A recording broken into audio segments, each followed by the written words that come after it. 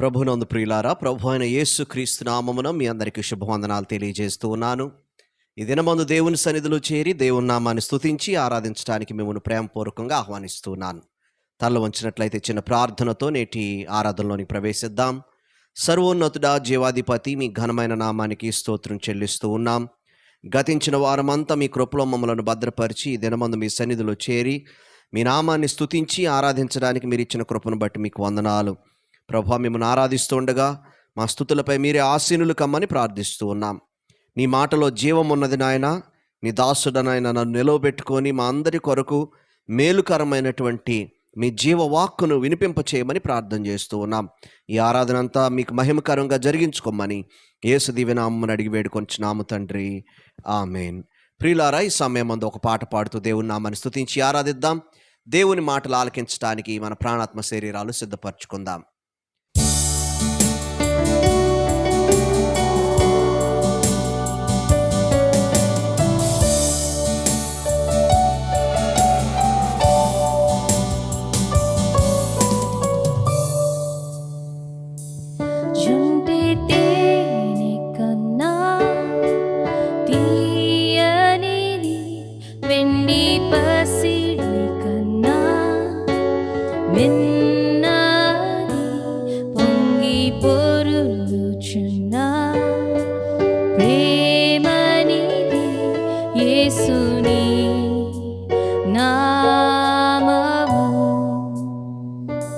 సూర్యకాంతి కన్నా ప్రకాశమైనది, పండు వెన్నెల కన్నా నిర్మలమైనది, మంచు కొండల కన్నా చల్లనిది యేసుని నామము.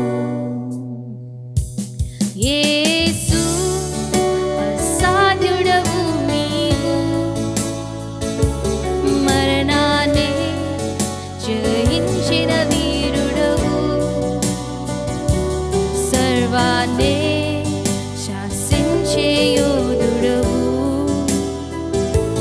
నీకు సాటి లేరెవ్వరు. రక్షగా నీవేగా మా బలము, దేవా మా దాగు స్థలము నీవే. నీవే నిజమైన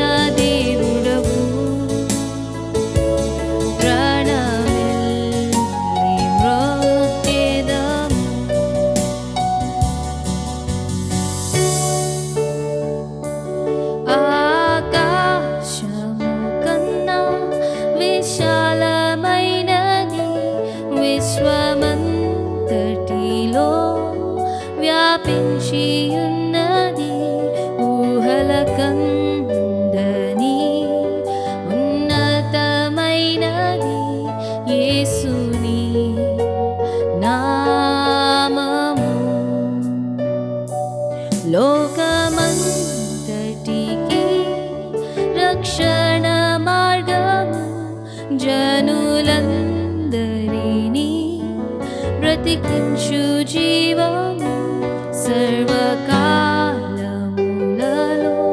నివసించు సత్యము యేసుని నామము. యేసు అసాధ్యుడవు నీవు, మరణాన్నే జయించిన వీరుడవు, సర్వాన్ని శాసించే యోధుడవు, నీకు సాటి లేరెవ్వరు. రక్షగా నీవేగా మా బలము, దేవా మా దాగు స్థలము నీవే. నీవే నిజమైన దేవుడవు, ప్రణమిల్లి మ్రొక్కెదను యేసు. యేసు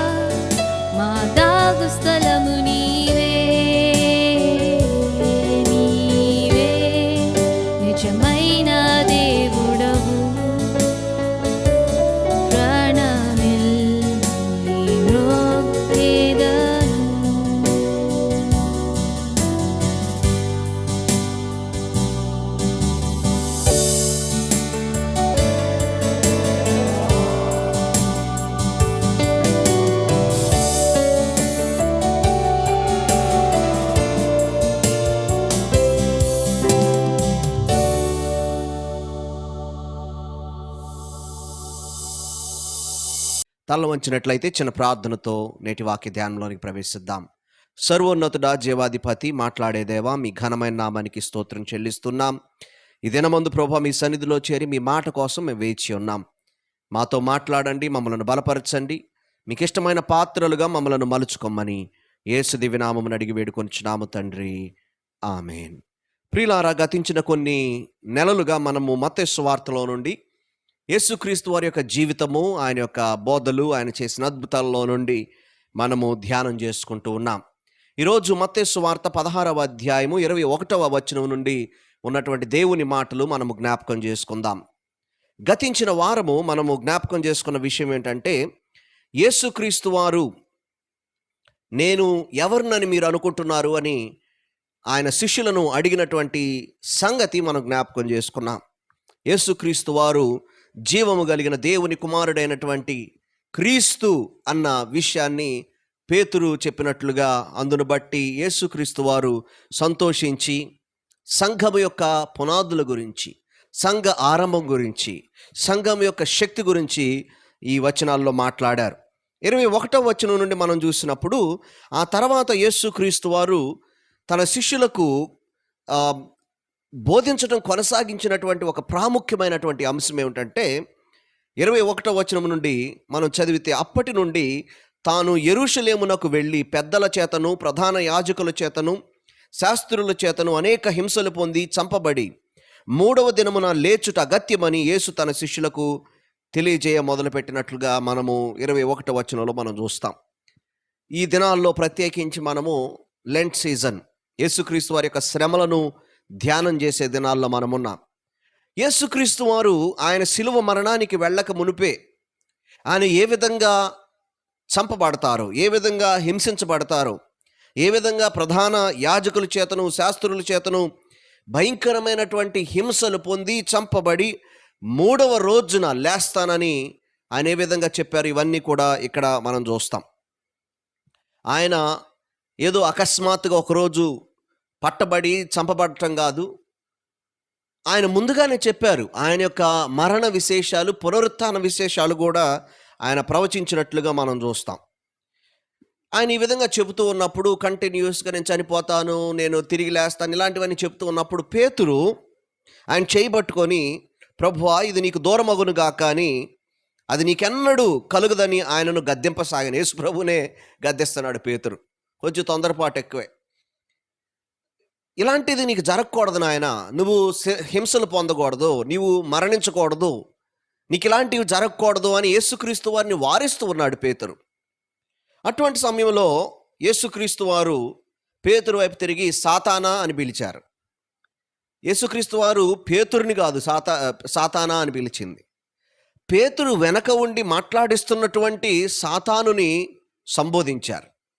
చాలాసార్లు మనం భక్తులుగా కనబడతాం, కానీ మనం గమనించాలి, అనేక మార్లు మన మాటలు సాతాను ప్రేరేపితంగా కూడా ఉండొచ్చు. యేసుక్రీస్తు వారితో అనేక దినాలుగా తిరుగుతూ ఉన్నటువంటి, తింటూ ఉన్నటువంటి, యేసుక్రీస్తు వారితో సంచరిస్తూ ఉన్నటువంటి పేతురు సహితము సాతానుకు తన శరీరాన్ని ఆ క్షణంలో అప్పగించాడు. సాతాను మాటలు మాట్లాడుతూ ఉన్నాడు. యేసుప్రభు ఈ లోకానికి వచ్చిందే మన కోసం హింసలు పొందటానికి. ఆ సత్యాన్ని అర్థం చేసుకోకుండా వీరందరూ కూడా యేసుక్రీస్తు వారు మెస్సియా అంటే దాని అసలైన అర్థాన్ని వారు అర్థం చేసుకోకుండా, బహుశా రాజకీయంగానో లేకపోతే ఆర్థికంగానో రోగాల విషయంలోనో మనకు విముక్తినిస్తాడు, దెయ్యాల నుంచి విడిపిస్తాడు అనుకుంటున్నారే కానీ, ఆయన మన కోసం సిలువలో బలియాగముగా మారి మనకు విమోచన తెస్తాడన్న సంగతి చాలాసార్లు యేసు ప్రభు యొక్క శిష్యులు కూడా గుర్తు చేసుకోలేని స్థితిలో ఉంటూ ఉన్నారు. అందుకే సాతానుడు దీనిని అదునుగా వాడుకొని యేసు ప్రభుని వారించడానికి పేతురును వాడుకుంటున్నాడు. ఎందుకంటే సాతానుకి ఇష్టం లేదు యేసు ప్రభు మరణించడం.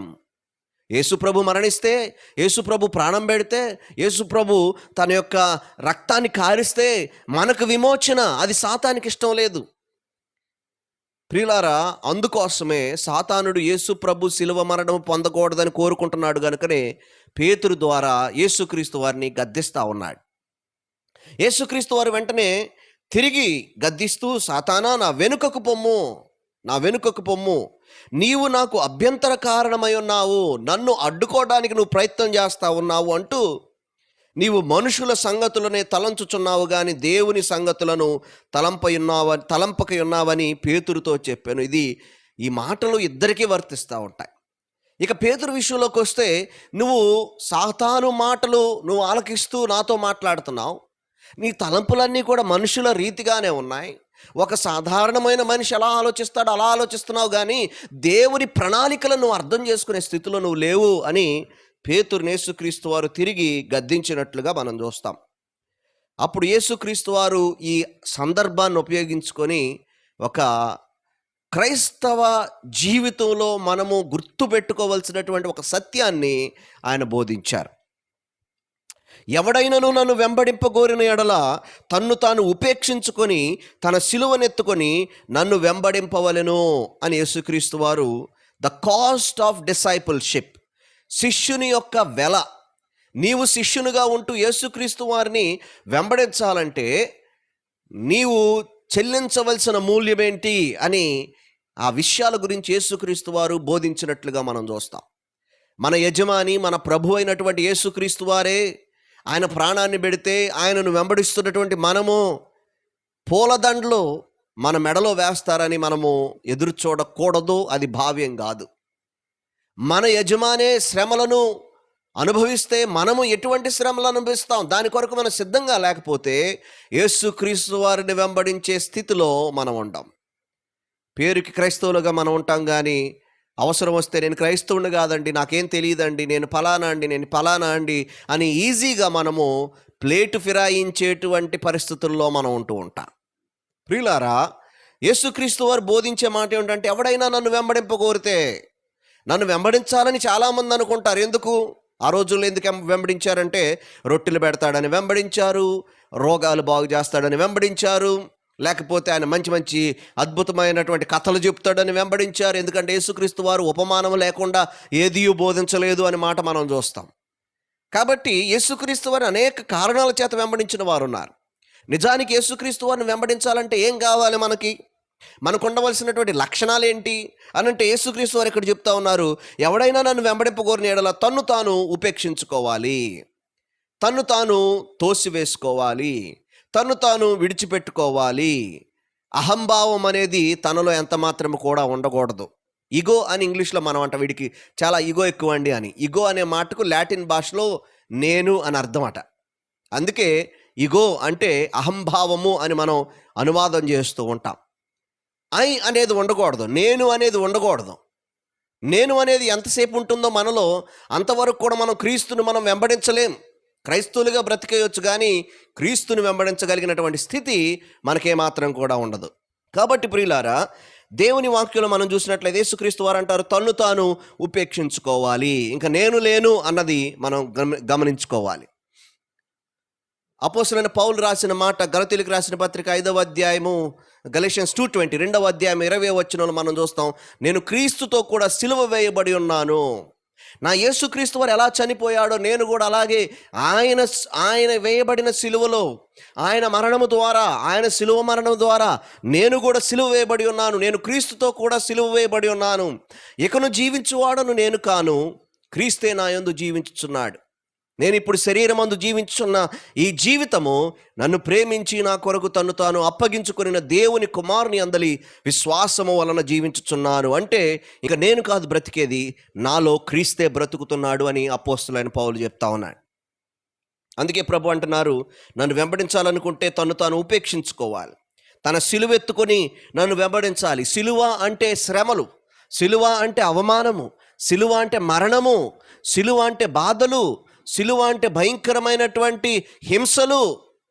తన సిలువ తాను ఎత్తుకోవాలంటే హింసింపబడటానికి, అవమానింపబడటానికి, భయంకరమైనటువంటి శ్రమలను పొందటానికి కూడా వెనుకాడని స్థితిలో ఉన్నవాడే నన్ను వెంబడింపగలుగుతాడు అన్న సంగతి ప్రభు అయిన యేసుక్రీస్తు వారు సెలవిస్తున్నట్లుగా మనం చూస్తూ ఉన్నాం. తన ప్రాణమును రక్షించుకొనవాడు దానిని పోగొట్టుకొనును, నా నిమిత్తము తన ప్రాణం పోగొట్టుకున్నవాడు దానిని దక్కించుకొనునని ప్రభువారు చెప్తా ఉన్నారు.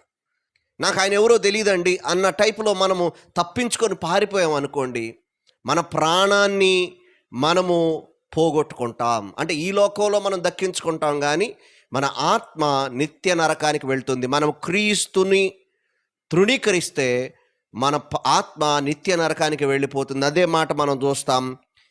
తన ప్రాణమును రక్షించుకొనుగోరువాడు దానిని పోగొట్టుకొనును, నా నిమిత్తము తన ప్రాణమును పోగొట్టుకొనువాడు దానిని దక్కించుకొనును అంటూ యేసుక్రీస్తు వారు ఒక మాట చెప్తారు. ఒక మనుష్యుడు లోకమంతా సంపాదించుకొని తన ప్రాణమును పోగొట్టుకుంటే అతనికేమి ప్రయోజనము? ఒక మనుష్యుడు తన ప్రాణమునకు ప్రతిగా ఏమి ఇయ్యగలడు అని యేసుక్రీస్తు వారు ప్రశ్నిస్తూ అన్నారు. చాలామంది నేను చాలా లోకమంతా సంపాదించుకుంటున్నానండి, నా ఇన్కమ్ ఎంత ఉంటుంది, నా ఆస్తి ఎంత ఉంటుంది అని చాలా గొప్పగా చెప్పుకుంటారు. కానీ యేసు ప్రభు దగ్గరికి వచ్చినప్పుడు నీవు ప్రభువుని సంపాదించుకున్నావా, యేసును సంపాదించుకున్నావా, నీవు క్రీస్తుని కలిగి ఉన్నావా అని ప్రశ్నిస్తే దానికి జవాబు శూన్యముగా ఉంటుంది. నువ్వు లోకమంతా సంపాదించుకోవచ్చు, కానీ ప్రభు నీ జీవితంలో లేకపోతే దానివల్ల కలిగే ప్రయోజనం ఏంటి? ఎందుకంటే నీవు లోకమంతా సంపాదించుకున్నావు, కానీ యేసు లేకపోవడం వలన నీకు నిత్య జీవం అనేది లేదు గనుక ప్రయోజనం ఏంటి?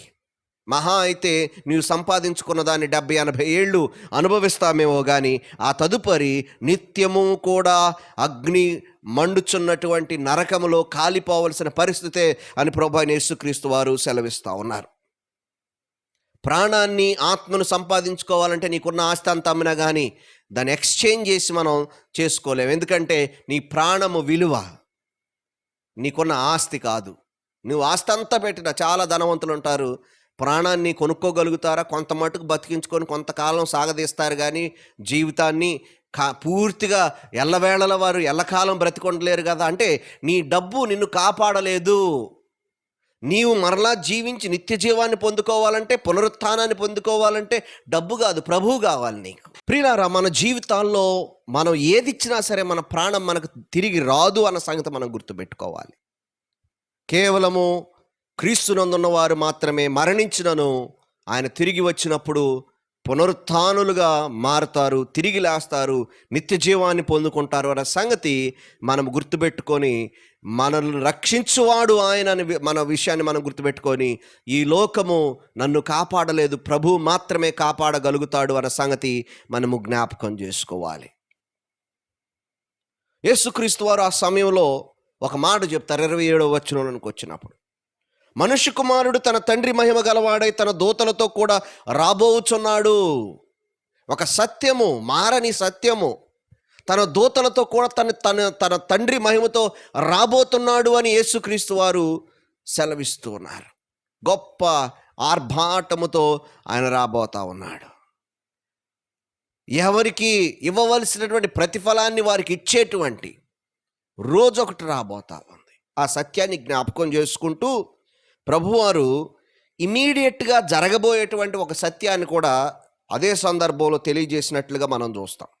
అప్పుడు ఆయన ఎవని క్రియలు చొప్పున వానికి ప్రతిఫలం ఇచ్చును అని చెప్పారు యేసుక్రీస్తు వారు. ప్రియులారా, మన క్రియలు ఎలా ఉన్నాయో వాటిని మనం పరిశీలించుకోవాలి. ఈ మాటలు చెప్పి ప్రభువారు 28వ వచనంలో, ఇక్కడ నిలిచి ఉన్న వారిలో కొందరు మనుష్య కుమారుడు తన రాజ్యముతో వచ్చుట చూచు వరకు మరణము రుచి చూడరని నిశ్చయముగా మీతో చెప్పుచున్నాను అని యేసుక్రీస్తు వారు చెప్పినటువంటి మాట మనం జ్ఞాపకం చేసుకోవాలి.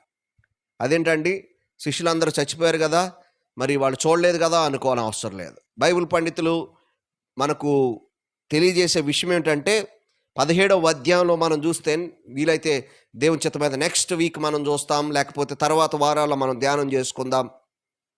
యేసుక్రీస్తు వారు తన శిష్యులతో కూడా ఆయన రూపాంతర కొండెక్కి దేవుని రాజ్యము, దేవుని మహిమ దిగి రావడం యేసుక్రీస్తు వారి దగ్గరికి వారు చూశారు.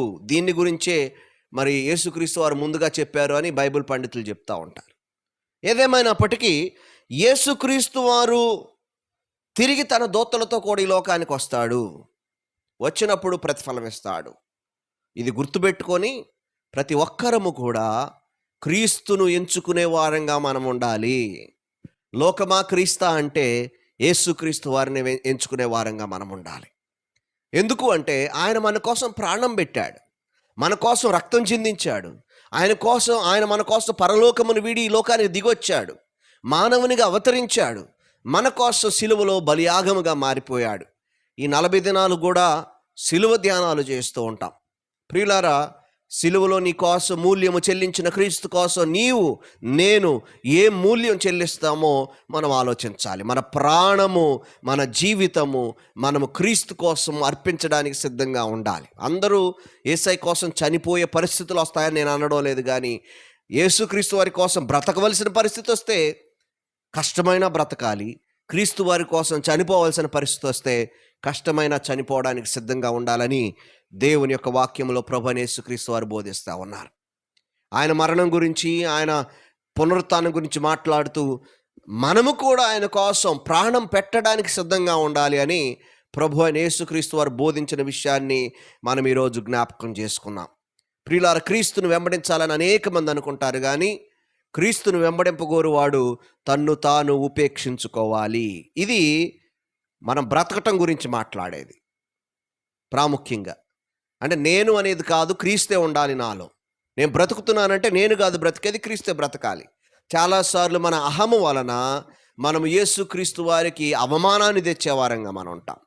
ఈగో వల్ల మనం చేసే పనులు, మాట్లాడే మాటలు ఇతరులను గాయపరుస్తూ క్రీస్తుకు దూరం చేస్తున్నటువంటి పరిస్థితుల్లో మనము ఇంకా నేను, అహము అనేది ఉండటం వలన తన్ను తాను ఉపేక్షించుకునే స్థితిలో ఒక క్రైస్తవుడు ఉండలేకపోవడం వలన తన సాక్ష్యం దెబ్బతినిపోతూ ఉంటుంది.